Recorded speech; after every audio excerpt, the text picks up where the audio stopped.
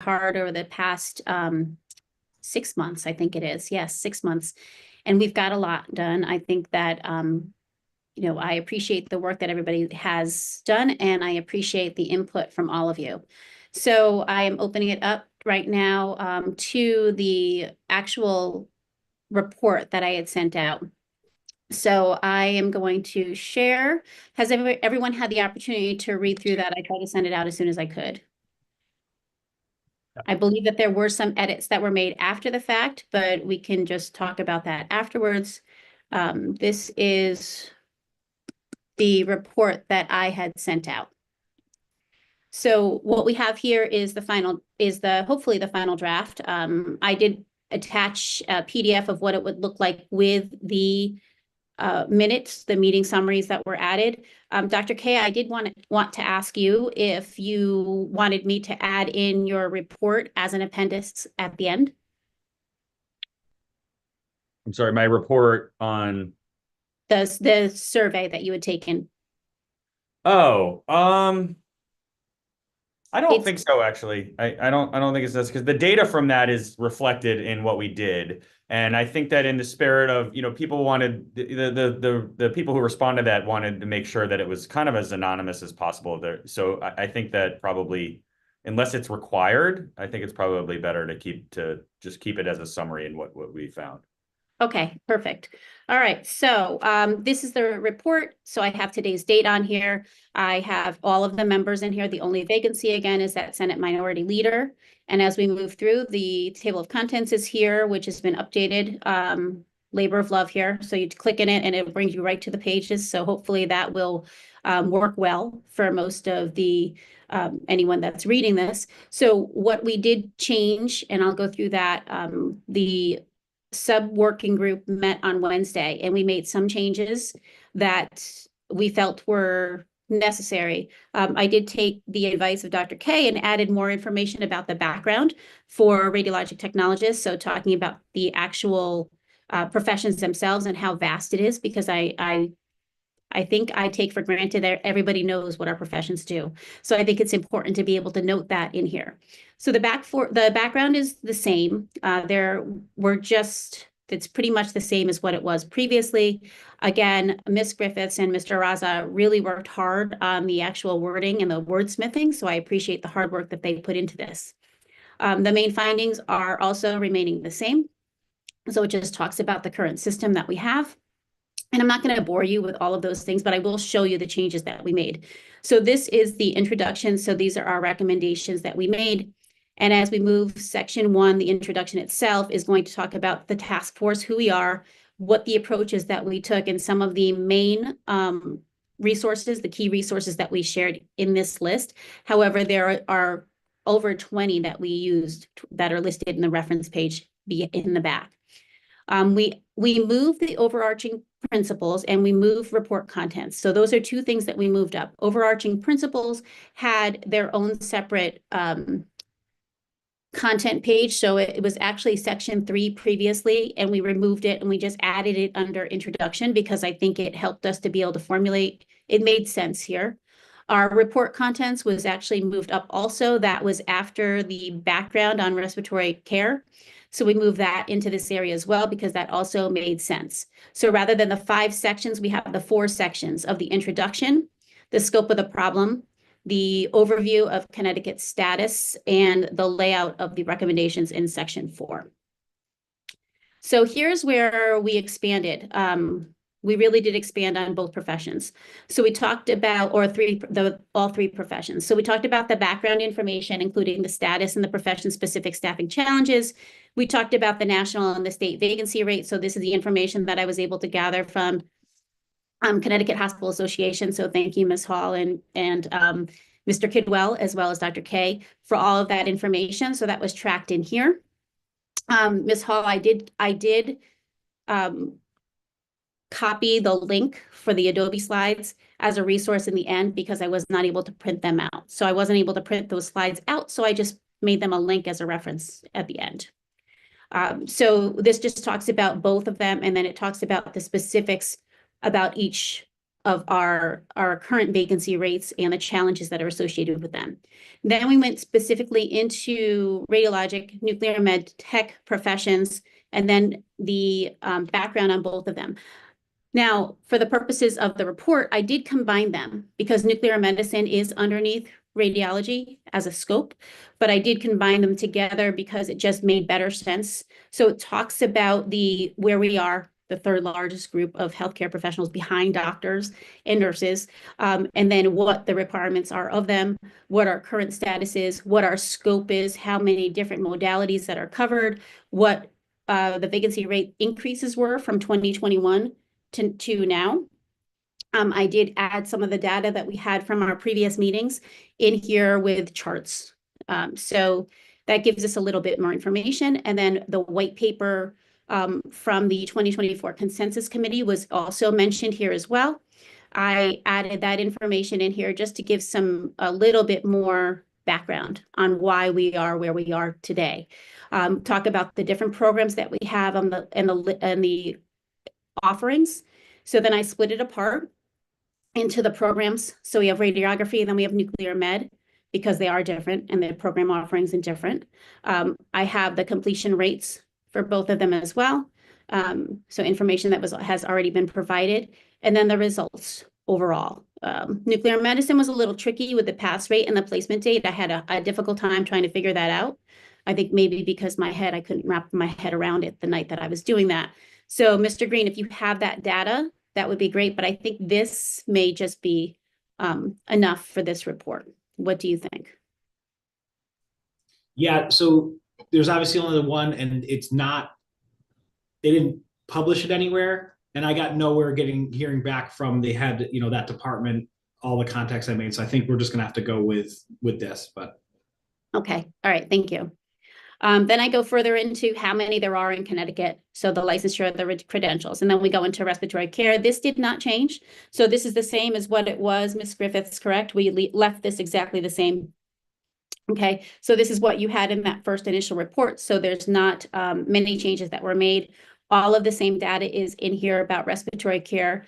I did remove the CHA survey data and brought that up into the beginning because that made better sense. So I didn't talk about it at the end of this one. Then we have a blank, and then we go into the scope of the problem. So this is where there was a change that was made, and I'm not sure if this is something that we all feel comfortable about. It was a late change that was made. So Mr. Raza, thank you very much. I had to find your document. It was so funny. I couldn't find it in my email, but I found it. So the bulk of this has remained the same. However, the change that Mr. Ross recommended is the following.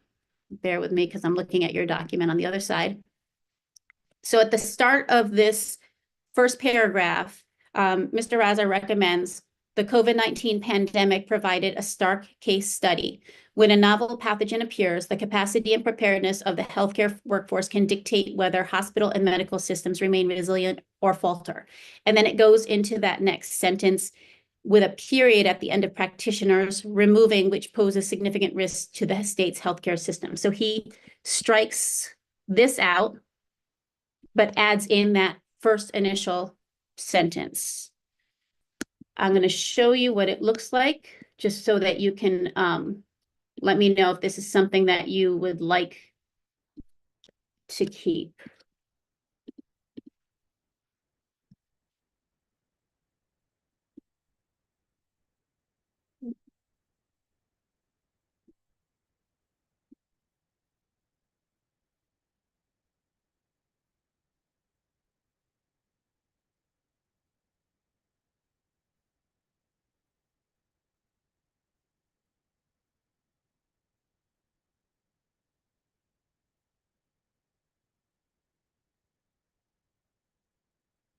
So that's how it would read. What do we think about that?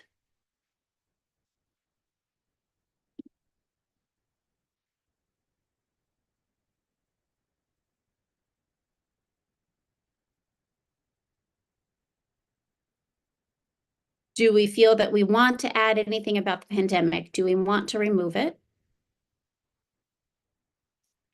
Or do we want to remain the same or keep it the same? Because here's the thoughts. Here's my thought, my personal thought, and I believe Ms. Griffiths shares the same thought process, is that with or without the pandemic, we would have experienced this shortage. However, with the acceleration, the pandemic accelerated the process. Any thoughts on that? You could say something like, like the because I mean the pandemic it's certainly very directly affects respiratory therapists, and a little more indirectly, but still directly affects the other two professions. So it could just, I mean, I think you have enough in there about the future and the risks to not doing this, but you could add something about the uncertainty in the future could exacerbate the problem further. So things like, pandemics, increasing imaging volume, and an aging population, you have aging population in there, needing more care are all, I'm trying to wordsmith it, unforeseen circumstances that could even further exacerbate this problem, and cause, something about having catastrophic implications on, patients' ability to get care in the state of Connecticut, something like that. Okay. Yeah, I think I agree with that. Like if like that kind of frame on it. Or I think like the original like Connecticut Faces it, like I like how that reads like a little bit better than the pandemic, but I'm also like I can understand that like the being able to be prepared is crucial for situations like pandemics or an overall something like that. Okay. How about Okay. both expected changes, such as, an aging population and increasing demand for imaging, as well as potential or unexpected occurrences like pandemics and acute need and severe need for acute care, all could have an even further detrimental effect on the problem, something along those lines, right? So that we don't have to mention COVID-19, the pandemic, but we can certainly imply that things like that are going to exacerbate this problem and make it worse. Right, but Bernadette, the one thing I was going to recommend is if you show both the changes that I made, I think the way just because I can look at it right now, I think the way that we had it before. So if we remove the COVID-19 pandemic part, but then in that last paragraph, if you want to add in what I had added in that like underlying text, I think that's kind of getting to the core of what we just said. Okay. All right. So you want me to, here, I'm going to do this. You're right. I forgot about that change. Sorry about that. I was trying to do one at a time. Okay.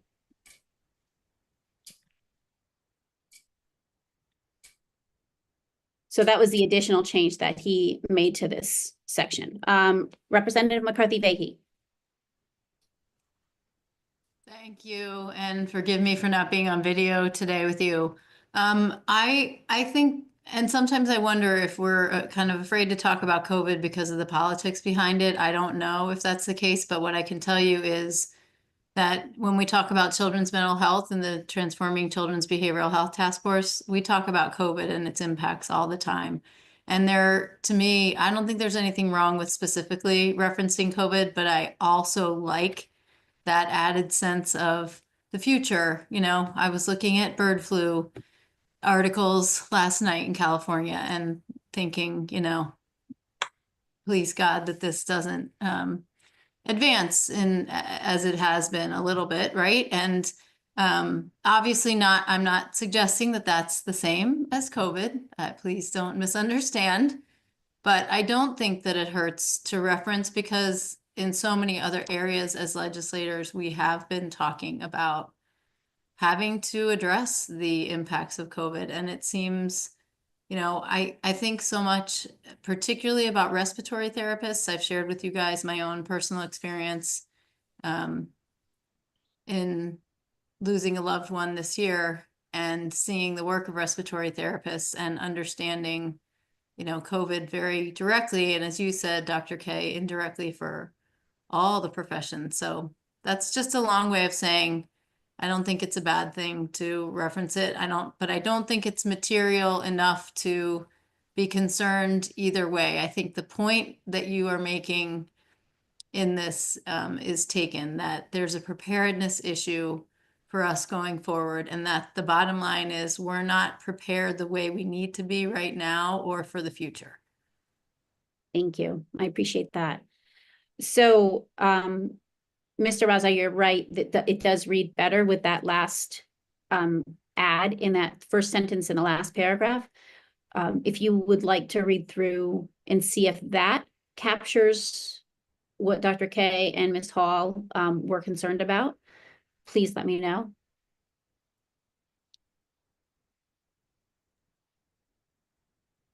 I like that sentence in there. We're talking about the underlined sentence here without a long term, right? I like that. And to Representative McCarthy-Vahey's point, you could even say, highly susceptible to future health crises such as experienced during COVID-19. Yeah. All right. And that encompasses everything we just talked about in a I think a nice 2-sentence concise way. Okay. So do we want to remove the first reference to COVID-19 in that first paragraph and then just add it into that last paragraph? Oh, I forgot that we had that up there. Okay. So I think when you see scope of problem and then you lead with COVID-19 pandemic, to me, it sort of, I think we should mention it maybe up there, but don't lead with it, because with or without COVID and with or without another pandemic, this problem is happening, right? That highlighted and exacerbated the problem and like really made it apparent. But I don't know if we lead with like the COVID pandemic, more just the Connecticut faced severe shortage, right? We lay out the problem. This problem is happening. And then things like COVID, I like that. I think that taking that sentence and putting it after the other underlined one might actually work, right? It is emphasizing the point in that first underlined sentence. Yeah. Yeah. Yes, everyone, how does everyone feel about that?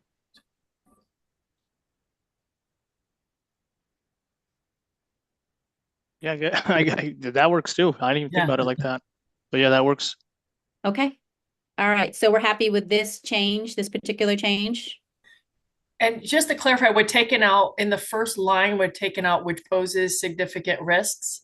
Only because it does mention it. So down below, it would be redundant, I believe, is what Sajad was thinking, Mr. Yep. Yes. So the reason I had it strike through in the initial part was simply because it was mentioned in that COVID line. But I mean, technically you can still keep it now, because even though we mentioned it in the final paragraph, it's not really mentioning it. It does kind of provide the main theme in the initial sentence. I agree with that. You want to keep it? Everyone okay with keeping that? Okay. All right. So I will leave it underlined until the end, and I will fix all formatting afterwards. You all know how much I love to fix formatting. So, okay. All right. So then we move into the current system. So this is just talking about what we did here, and at the recommendation of Mr. Raza and Ms. Griffiths, is that we moved shared continuing problems and issues and inequalities in access up, and then place the 3 professions at the end of this. So that talks more about just where we are with the 3 professions, talking about the shared continuing problems and issues, the inequalities in access, and then it goes into each of these professions themselves. I did add information here about nuclear medicine because I did not have specific information about credentialing, but I did add that there, as well as their completion rates and the types of programs that were offered. Do we have any concerns with this section?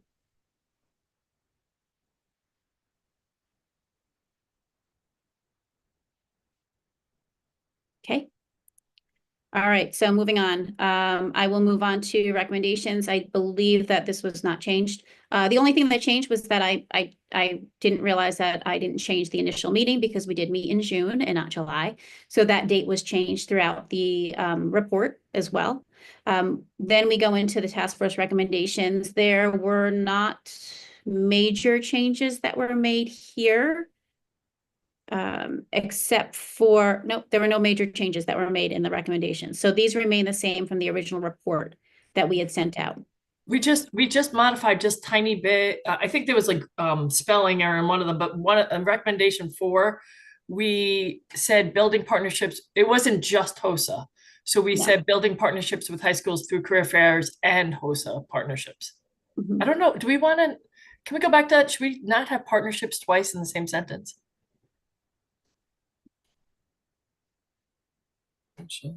I think you could just leave it as HOSA. Anyone? Okay.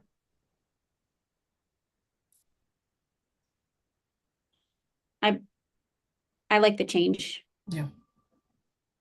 Okay, conclusion is I just added a little bit more, and I'm checking to see if Mr. Raza changed anything in my conclusion. Nope, you did not. Look at that. Oh, you did. Actually, you did. So you added during the COVID-19 pandemic. So that was added, correct? Now, it wasn't underlined, so I just want to make sure that I'm not missing it. This was added.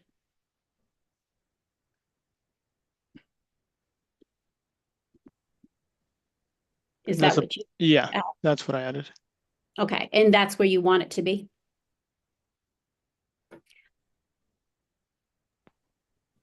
I thought it fit. I don't know if I wanted it.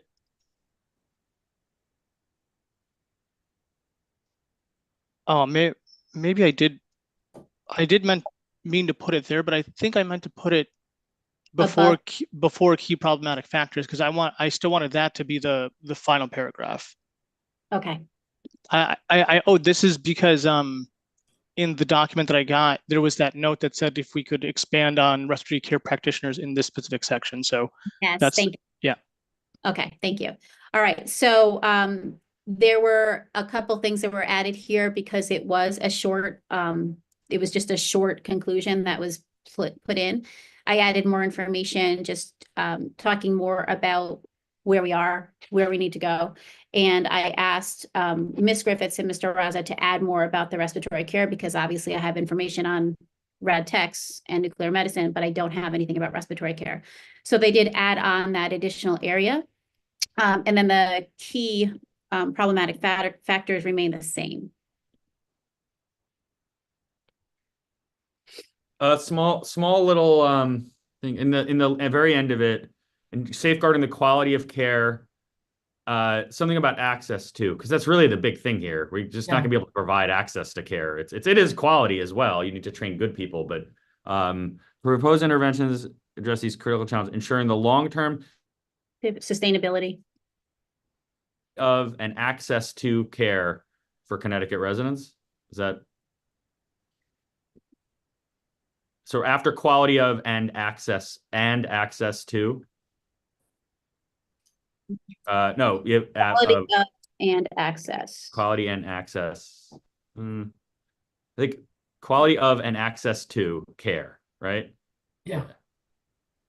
There, I think that's Yes. a nice take-home point because I think that's really that I think that will raise eyebrows as well as the quality. You know, Yes. somebody just read that paragraph. You want to make sure they know what the crux of the problem is. So, okay. How do we feel about what we have put together? I had Bernadette, can just a couple in overarching principles, which was under section 1, just a You little didn't like formatting. that section. I know you don't like that section. No, it was nothing major. She's been harping on me on this section the entire time. We fixed it. Okay.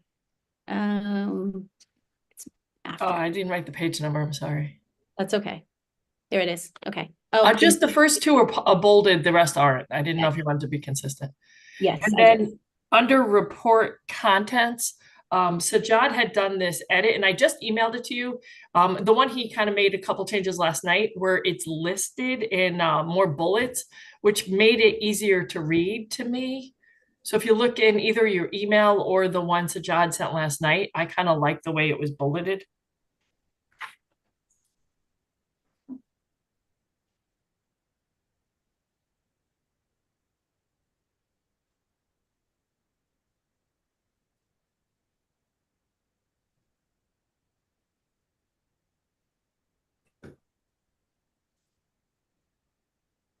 Do we like the bullet better?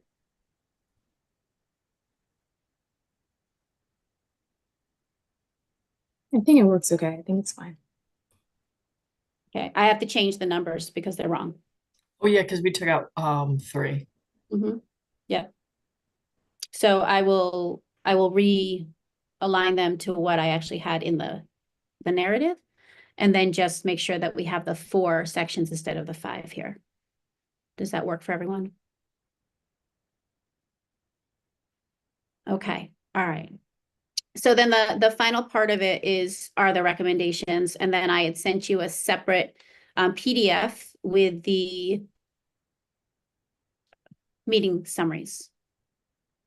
Okay, so here are all the references, and obviously the formatting will be fixed once I come back in and make those changes.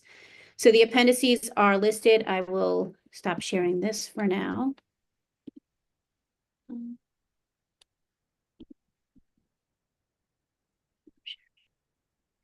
And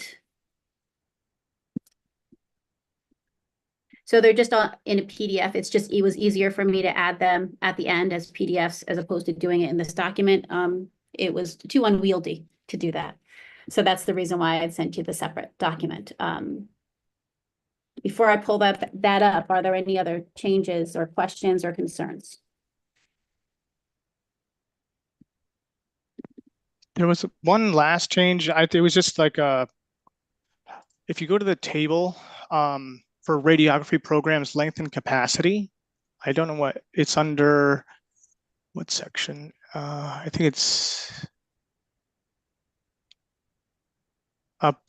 profession specific stating challenges, and then it's where you have those 2 graphs about radiography certification, and then it's the first table after that where it says radiography programs length and capacity.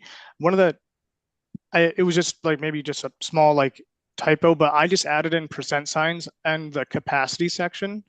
I didn't know if that was something you wanted to keep or if that was. That's not percentage. That's just okay. That's just the number of people. Got it. Okay. All right. So there's no Thank you. percentage. Thank you for clarifying that. Of course. Okay, so he originally put a percentage here, but it's not. It's just a solid number. It's just 40, not a percentage. Okay. So yes, Ms. Griffiths. I can't hear you. Sorry. Just on that one, it says University of Hartford is a bachelor's, but I didn't think it said Quinnipiac. I don't know if that's a big deal, but I know that's an entry-level bachelor's. The reason I did that was because University of Hartford has a Bachelor of Science and a certificate. Gotcha. Okay. That breaks it out. Okay. And that's the way it's listed on the website. Okay. On the accreditation. Yes. Okay. Thank you. You're welcome. But that was a nice catch. I could add it, but I don't credit where credit's due. Okay. Any other comments, questions, concerns? So we've made quite a few just minimal minor changes. I want to go ahead and move forward. So the bulk of the report and just move through with if we can move forward with a final report revision to be able to be sent forward to the state. So are there any additional changes that anyone would like to make? So I'm going to revise the section on guiding principles that is now bulleted. Dr. K, do you have a question? Oh, no. Okay. Your hand moved up. So we have that change that will be made, as well as the change to the scope of the problem. So I can make those changes as well in there. I will add to the conclusion that paragraph about respiratory care. So just adding that up above the key issues. It's sad that I remember everything about this report, but I know they all belong. I will revise the table of contents to reflect everything properly, as well as add the PDFs to the end once I resave it as a PDF. Does that sound about right to everyone? Did I get all the changes? Okay. All right. So I would like to see if I have any motions to move forward. Would the motion be to vote on it? Okay, I motion to vote on it. Okay, all right. Do I have a second? Second. Okay, so we are now going to move forward with a vote on the report with the changes, correct? Is that what you were saying, Ms. Griffiths? Yes. Okay. So, so a motion needs to be made in order to move forward with the report with the revisions that were suggested during today's meeting. Once those are made, we can go ahead and submit. Do I have a motion to move forward, to motion for this? Or, Yeah. yes. Do I have a second? Seconded. Okay, all in favor, please indicate with the hands up. Okay, and so Miss Hall, I know that Mr. Kidwell was not able to be present, but he did indicate his support for the report. Would you be able Yeah, to? I think he did that by email, so I could, if he support, I can stand in for him. Okay, so Mr. Kidwell is also in support, so I'm just going to have that reflected because we were waiting on notification if we can accept his proxy. So I just wanted to make note of that in the meeting summary. All right, so yes, Ms. Griffiths, do you have a question? No. Or your hand? Okay. All right, so I feel good about this. I appreciate the work that everybody has done. Once all of these changes will be made, which is today, I will send this out in a PDF format. It'll go through Peter and Beverly, and then it will then move forward to all of you so that you can see. But thank you so much for your time and your efforts. This is not the end though, okay? So this is just the beginning of the fight actually, or just the continuation of how we can help to support. So please continue to advocate. I'm a huge proponent for advocacy for your professions. I know that Ms. Griffiths is as well. I know that Dr. K, you feel the impact every single day. So, and I know that, you know, while we're working in the fields as technologists and practitioners, we can feel it as well. So thank you all for the time that you've taken to be part of this task force, but please remember that our voices still need to be heard. So continue to be out there. Thank you very much.